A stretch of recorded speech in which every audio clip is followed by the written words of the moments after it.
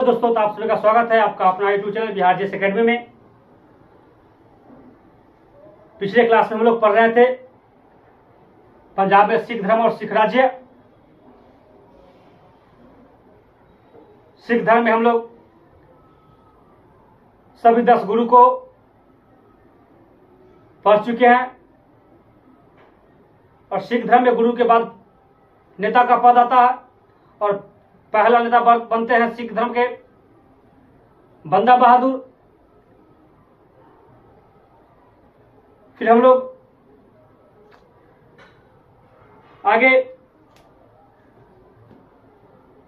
रणजीत सिंह के बारे में जानकारी प्राप्त कर रहे थे।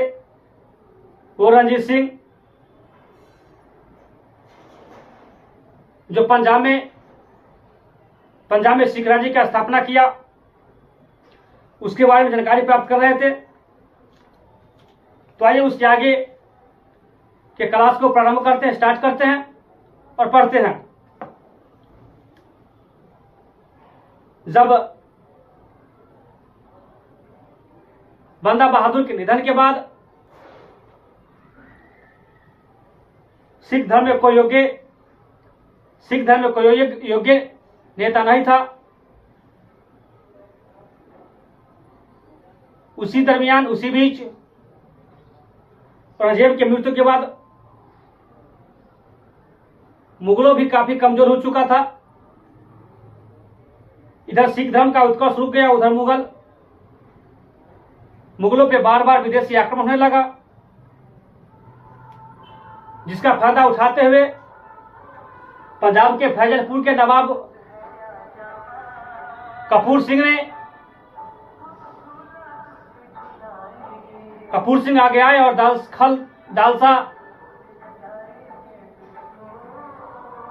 खालसा दल का निर्माण किया और खालसा दल के तत्वाधान में राखी प्रथा की शुरुआत की और राखी प्रथा के अंतर्गत सिख धर्म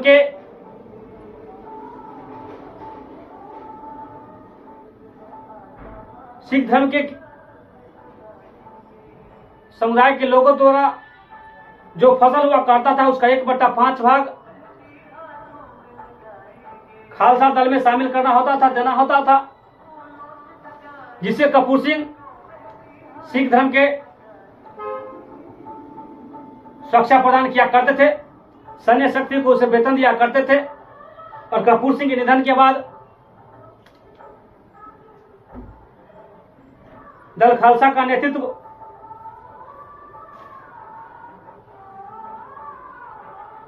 जस्सा सिंह अहलूवालिया ने किया। यानी कपूर सिंह के निधन के बाद दल खालसा का नेतृत्व जस्सा सिंह अहलूवालिया ने किया और जस्सा सिंह अहलूवालिया के समय ही सिख धर्म 12 मिसल में बंट गया, जिसमें भंगी मिसल, कन्हैया मिसल, अहलूवालिया मिसल, सुकरचकिया मिसल, फैजापुरिया मिसल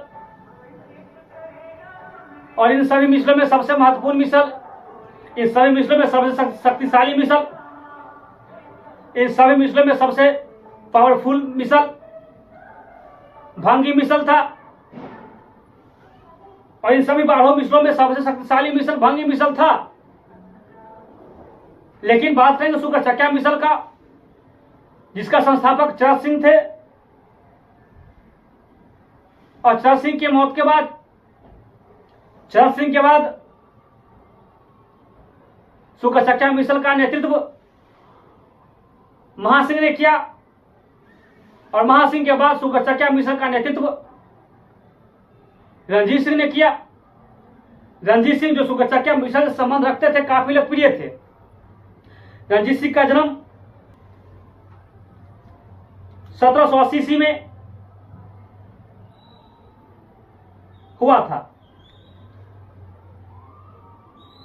रणजीत सिंह अपने जन्म के मात्र 12 वर्ष बाद, यानी बहुत कम उम्र में, सुकरचकिया मिसल का नेतृत्व किए और काफी लोकप्रिय नेता थे, काफी लोकप्रिय शासक थे रणजीत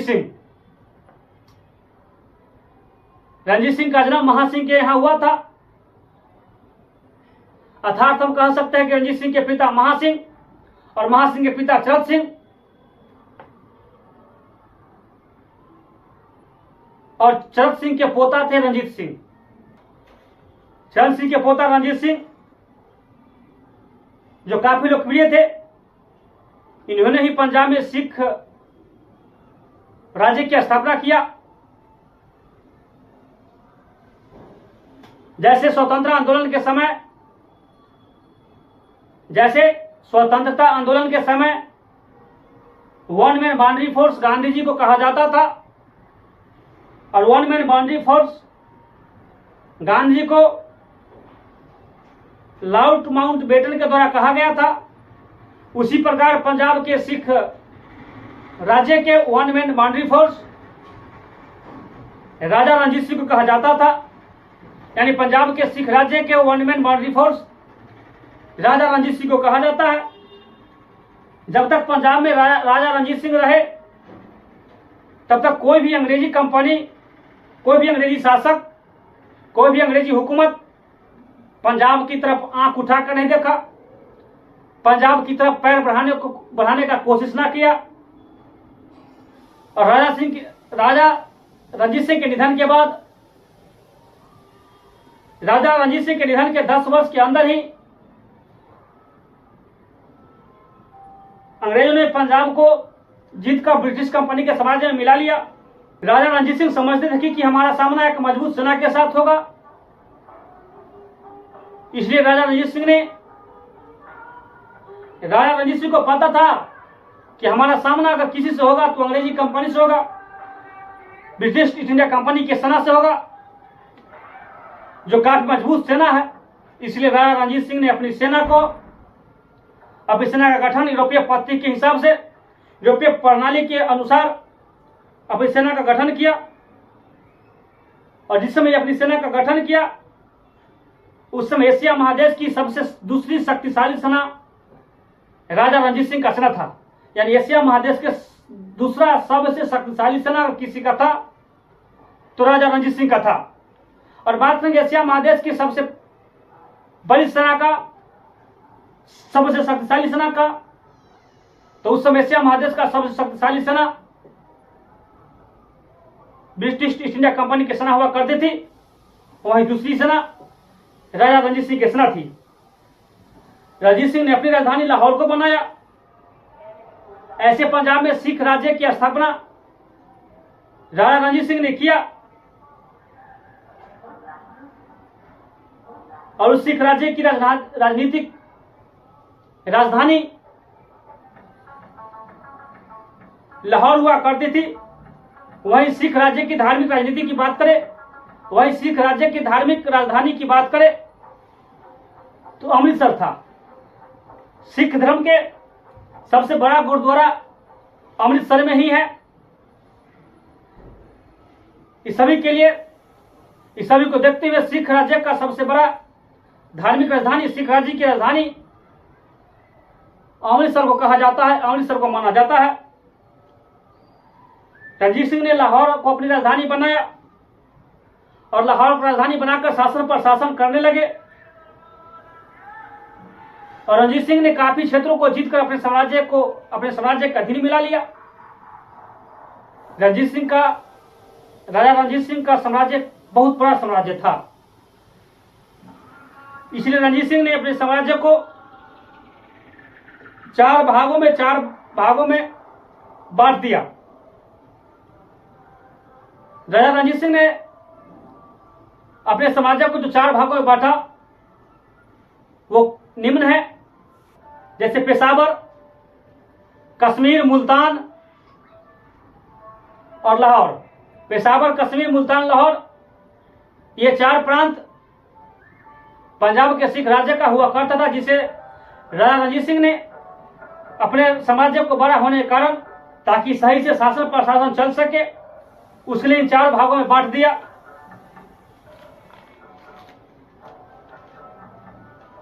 रणजीत सिंह के समय भू राजस्व सुधार 33% से लेकर 40% तक था। यानी जिस समय राजा रणजीत सिंह थे उस समय भू राजस्व की दर 33% से लेकर 40% के बीच हुआ करता था। और जिस प्रकार मराठा साम्राज्य के अंतर्गत छत्रपति के बाद सबसे बड़ा पद, छत्रपति के बाद महत्वपूर्ण पद पेशवा का पद आया।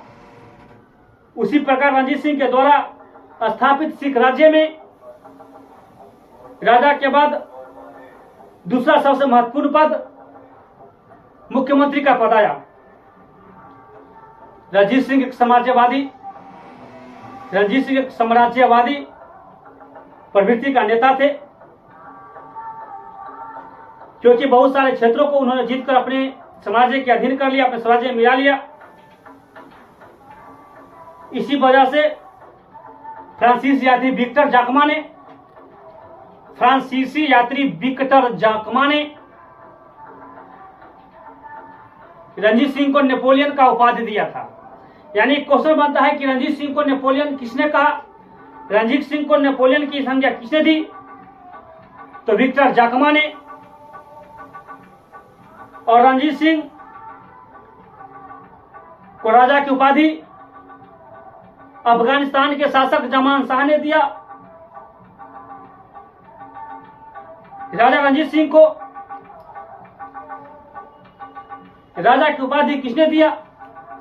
तो इसका आंसर हो जाएगा अफगानिस्तान के शासक जमान शाह। और रणजीत सिंह के पास एक कोहिनूर हीरा हुआ करता था। राजा रणजीत सिंह के पास एक कोहिनूर हीरा था जो शाह शुजा ने दिया था। शाह शुजा ने रणजीत सिंह को कोहिनूर हीरा दिया था। जमान शाह ने रणजीत सिंह को राजा की उपाधि क्यों दिया? आप लोग पूछेगा कि जमान शाह ने रणजीत सिंह को राजा की उपाधि क्यों दिया? तो इसका सही होगा कि जमान शाह अफगानिस्तान के शासक थे और इसने 1796 से 1797 यानी 1796 यानी 1796 से लेकर 1797 के बीच भारत पर आक्रमण किया और भारत को लूटकर वापस अपने देश जाने लगा। जब जमान शाह वापस अपने देश जा रहे थे, इसी क्रम में जमान शाह के पास कुछ तोप था। वो तोप चिनाब नदी में फंस जाता है। जब जमान शाह के तोप चिनाब नदी में फंस जाती है, जिससे राजा रणजीत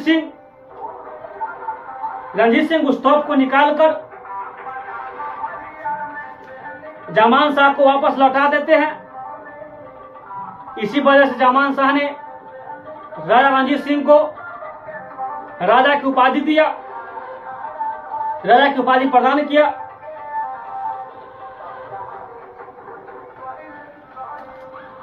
और रणजीत सिंह जो थे, रणजीत सिंह अंग्रेजी ब्रिटिश ईस्ट इंडिया कंपनी से काफी डरते थे। और रणजीत सिंह केवल ब्रिटिश ईस्ट इंडिया कंपनी से नहीं डरते थे, ब्रिटिश ईस्ट इंडिया कंपनी भी राजा रणजीत सिंह की सेना से डरती थी। यानी देखा जाए तो जो एशिया महादेश की सबसे बड़ी सेना थी ब्रिटिश ईस्ट इंडिया कंपनी, वह दूसरी सबसे बड़ी सेना राजा रणजीत सिंह की सेना थी। तो काफी एक दूसरे से दोनों डरते थे। इसी चीज को देखते हुए, इसी वजह से 1809 ईस्वी में अमृतसर की संधि होती है। जब 1809 में 1809 जब 1809 ईस्वी में अमृतसर की संधि होती है, तो संधि के तहत कहा जाता है कि इस संधि के तहत सतलज नदी को सीमा निर्धारित किया जाता है। यानी अमृतसर की संधि जो 1809 ईस्वी होता है, इस संधि के तहत सतलज नदी को सीमा निर्धारित किया जाता है और कहा जाता है कि सतलज नदी के पूरब राजा रणजीत सिंह की सेना नहीं जाएगी। यानी सतलज नदी के पूरब राजा रणजीत सिंह की सेना नहीं जाएगी और सतलज नदी के पश्चिम ब्रिटिश ईस्ट इंडिया कंपनी की सेना नहीं जाएगी।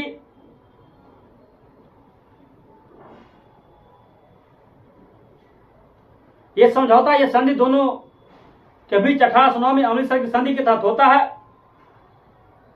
राजा रणजीत सिंह जो थे एकदम धर्मनिरपेक्ष राजा थे, धर्मनिरपेक्ष शासक थे, इसलिए धर्मनिरपेक्ष शासक कह सकते हैं, क्योंकि इनके शासन के अंदर जो वित्त मंत्री था दीनानाथ, वो हिंदू थे। वही बात करेंगे राजा रणजीत सिंह के विदेश मंत्री की, तो विदेश मंत्री थे फकीर अजीउद्दीन, जो मुस्लिम थे। इसी तहत हम कह सकते हैं कि राजा रणजीत सिंह धर्मनिरपेक्ष थे। और आगे चलकर शासन प्रशासन करते हुए राजा रणजीत सिंह का निधन 1839 ईस्वी में हो जाता है।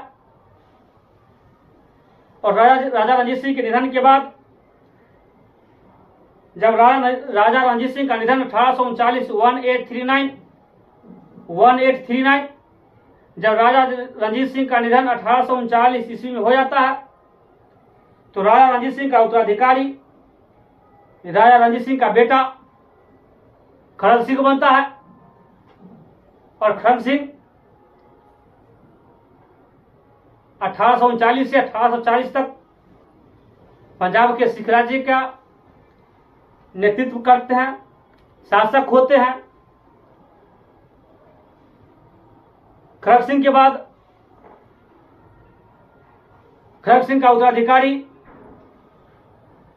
नौनिहाल सिंह बनते हैं, यानी खड़ग सिंह का बेटा थे नौनिहाल सिंह, जिनका कार्यकाल 1840 से 1841 तक होता है। और खड़ग सिंह के बाद नौनिहाल बनते हैं, और नौनिहाल सिंह के बाद शेर सिंह बनते हैं, जिसका शासनकाल 1841 से 1843 तक होता है। बात करेंगे शेर सिंह का, तो शेर सिंह रणजीत सिंह के बेटा थे। शेर सिंह राजा रणजीत सिंह का बेटा था, और शेर सिंह का कार्यकाल होता है 1841 से 43। और शेर सिंह के बाद शेर का उत्तराधिकारी और पंजाब में सिख राज्य का अंतिम शासक, अंतिम राजा दिलीप सिंह को बनाया जाता है। और दिलीप सिंह इस गद्दी पे 1843 से 1849 तक आसीन रहते हैं। और बात करेंगे दिलीप सिंह का, तो दिलीप सिंह भी राजा रणजीत सिंह का ही बेटा था। दिलीप सिंह भी राजा रणजीत सिंह का बेटा था। आइए एक बार लिख लेते हैं, इसका क्रम पूछता है बिहार दरोगा के एग्जाम में, बिहार पुलिस के एग्जाम में ये पूछा गया क्वेश्चन भी है। और पूछता है कि राजा रणजीत सिंह के बाद यानी सिख राज्य शासक कौन थे, राजा कौन थे, उसका क्रम पूछता है। तो आइए एक बार उसको लिख लेते हैं।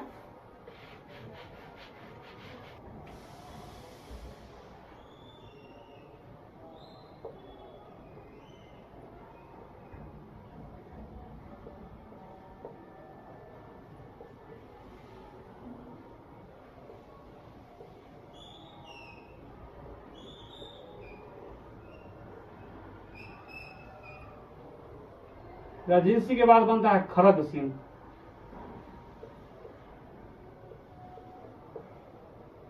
खड़ग सिंह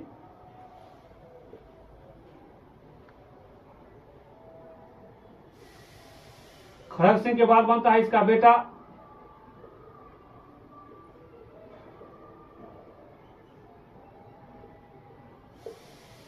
नौनिहाल सिंह। और नौनिहाल सिंह पद पे रहते हैं 1840 से 41 तक। और नौनिहाल सिंह के बाद बनता है,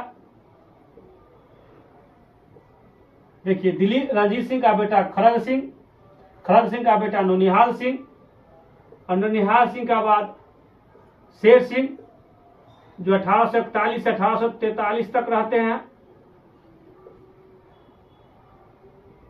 नौनिहाल सिंह के बाद शेर सिंह। और शेर सिंह की बात करेंगे तो शेर सिंह के बाद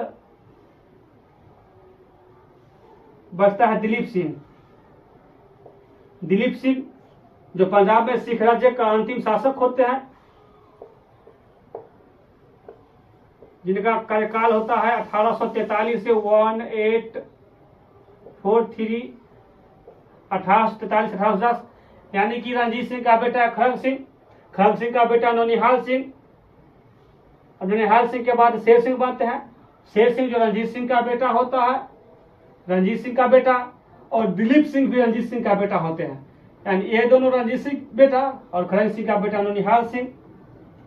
ये क्रम है, इस क्रम को आप लोग याद रखिएगा। और जैसे जब पंजाब में सिख राज्य का अंतिम शासक दिलीप सिंह बनते हैं, जैसे औरंगजेब के निधन के बाद मुगल सेना कमजोर हो जाती है, वैसे ही राजा रणजीत सिंह के निधन के बाद पंजाब में सिख राज्य का पतन काफी तेजी से होने लगता है।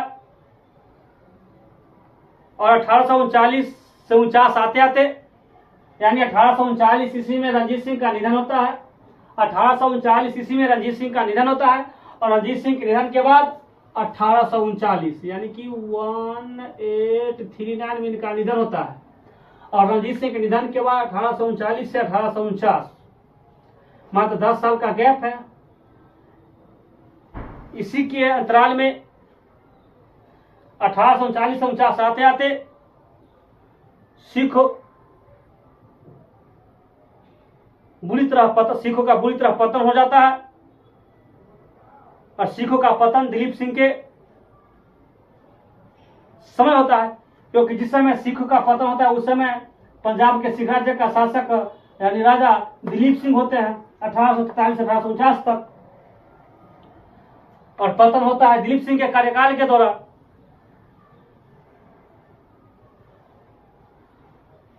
और दिलीप सिंह के ही समय दो आंग्ल सिख युद्ध हुआ। 1845 से 1886 को पहला आंग्ल सिख युद्ध, वहीं 1848 से 1849 के बीच दूसरा आंग्ल सिख युद्ध हुआ।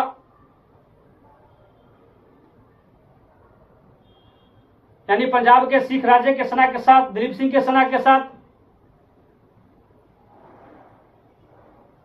और अंग्रेजी कंपनी की सेना के साथ। एक बार इसको नोट कीजिए।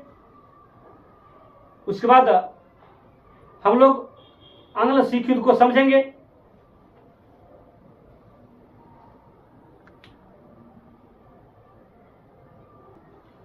आइए अब समझते हैं दो आंग्ल सिख युद्ध को।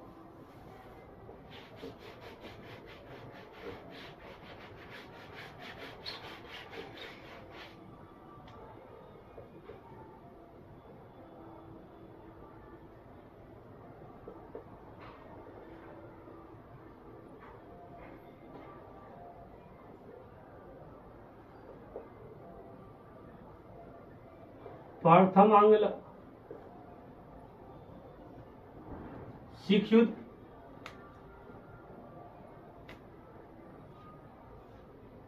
सिख सेना के बीच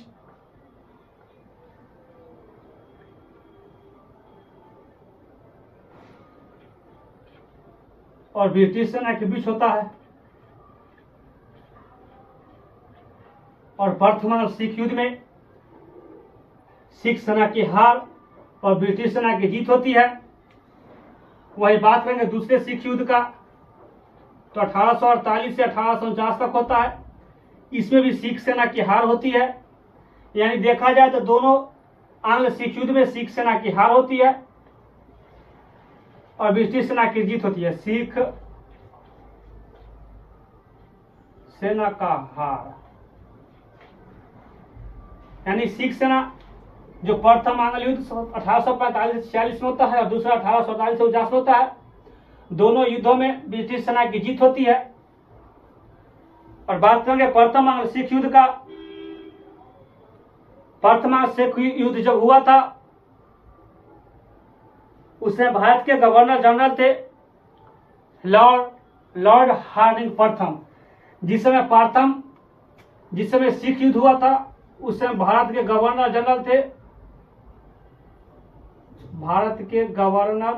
जनरल थे लॉर्ड हार्डिंग प्रथम, और जिस समय दूसरा सिख युद्ध हुआ था उस समय भारत के गवर्नर जनरल थे, भारत के गवर्नर जनरल थे लॉर्ड डलहौजी।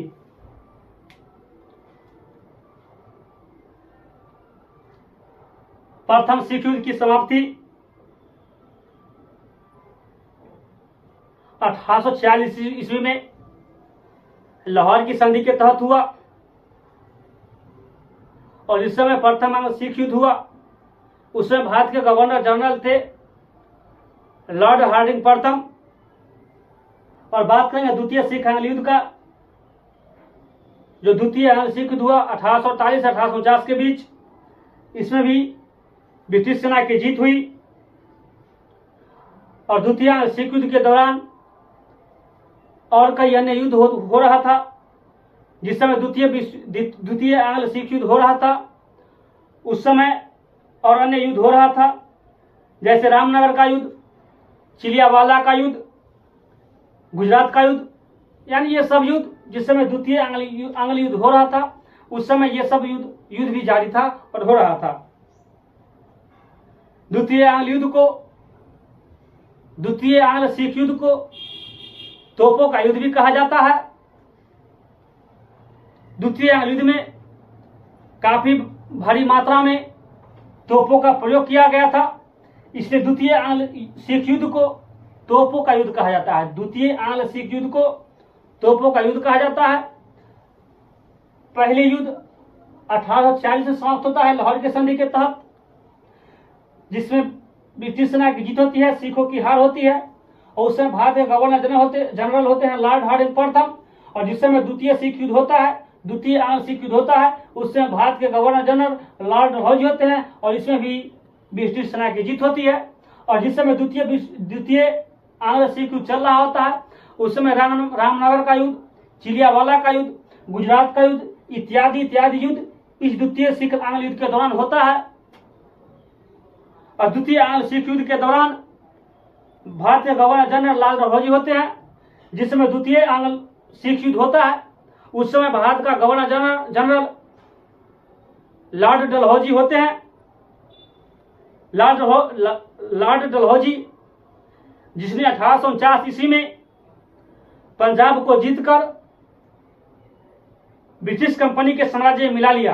यानी जो लॉर्ड डलहौजी थे, द्वितीय आंग्ल सिख युद्ध हुआ था 1848 से 49, इसी समय में भारत के गवर्नर जनरल थे लॉर्ड डलहौजी, और जिस समय लॉर्ड डलहौजी थे तो 1849 ईस्वी में इसने पंजाब को हराकर पंजाब को ब्रिटिश कंपनी के साम्राज्य में मिला लिया। और जब पंजाब को जीतकर ब्रिटिश कंपनी के साम्राज्य में मिला लिया, ब्रिटिश कंपनी के साम्राज्य में मिला लिया, उस समय सिखों के अंतिम शासक थे, सिखों के अंतिम राजा थे राजा दिलीप सिंह। और दिलीप सिंह को अंग्रेजों ने शिक्षा ग्रहण करने के लिए लंदन भेज दिया। 5 लाख रुपया वार्षिक पेंशन पे दिलीप सिंह को लंदन भेज दिया। और लंदन दिलीप सिंह एक जगह स्थायी रहे नहीं, कभी लंदन कभी अलग देश घूमते रहते थे। आगे चलकर दिलीप सिंह का निधन हो जाता है। दिलीप सिंह का निधन भारत में न होकर बल्कि पेरिस में होता है, यानी दिलीप सिंह का निधन पेरिस में होता है। और एक बात और आपको जानना है कि जो कोहिनूर हीरा शाह शुजा ने दिया था, वो कोहिनूरा दिलीप सिंह के पास कोहिनूर हीरा था, उसे लॉर्ड डलहौजी ने कोहिनूर हीरा को लेकर महारानी विक्टोरिया को दे दिया, यानी कहा जाए तो लंदन को दे दिया। यानी जो कोहिनूर हीरा दिलीप सिंह के पास था, उस कोहिनूर हीरा को लॉर्ड डलहौजी लेकर महारानी विक्टोरिया के दे देते हैं। दिलीप सिंह कुछ समय के लिए, कुछ वर्षों के लिए सिख धर्म को छोड़कर ईसाई धर्म को भी अपनाते हैं, और फिर बाद में सिख धर्म ग्रहण करते हैं, और अंत में उनका निधन पेरिस में हो जाता है। हम लोग पढ़ गए कि पंजाब में सिख राज्य की स्थापना किसने किया। पंजाब में सिख धर्म की स्थापना किसने किया?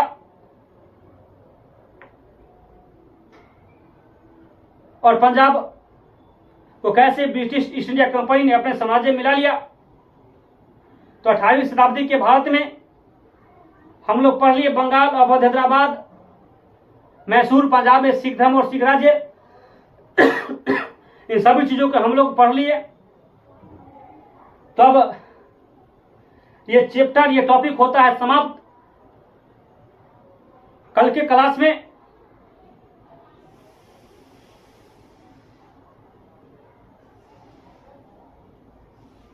भारत के गवर्नर जनरल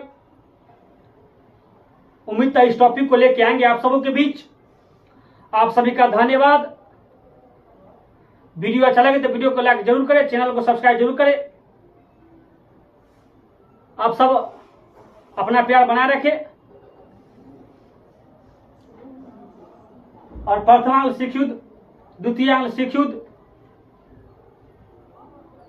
रणजीत सिंह के बाद जो भी शासक बने उसका क्रम, उसका ईस्वी, यह सब याद करने योग्य है एग्जाम ऑफ व्यू से, क्योंकि बिहार दरोगा के एग्जाम में इन सभी जगह से क्वेश्चन रहता है, बनता है। तो आज के लिए इतना ही। आप सभी का धन्यवाद, आप सबका प्रणाम।